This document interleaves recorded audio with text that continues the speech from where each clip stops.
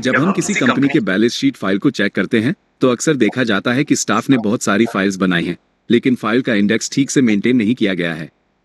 भाई, फाइलिंग का भी एक पैटर्न होता है, उसको फॉलो करना जरूरी है। जैसे अगर फाइनेंशियल्स की फाइल है तो पहले डायरेक्टर रिपोर्ट रखनी चाहिए, फिर ऑडिट रिपोर्ट, और उसके बाद फाइनेंशियल्स के साथ सारी शेड्यूल्स और notes to accounts.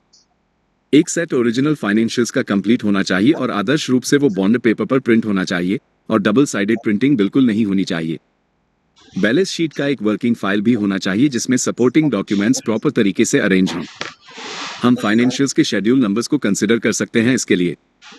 Extract of board meeting minutes भी बैलेंस शीट के वर्किंग फाइल में होने चाहिए, और उसमें यह मेंशन होना चाहिए कि बोर्ड मिनट्स का ओरिजिनल कहाँ रखा है, किस फाइल में है। और ऑडिट रिपोर्ट में जो भी नेगेटिव या इंपॉर्टेंट पॉइंट्स हैं, ऑडिटर उनको इटैलिक फॉन्ट में हाईलाइट करें।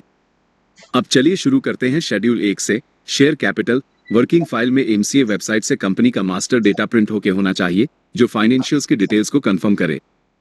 अगर अथॉराइज्ड कैपिटल चेंज हुआ है तो एसएच 7, और अगर पेड अप कैपिटल के चेंजेस हैं तो पास 3 भी फाइल में होने चाहिए।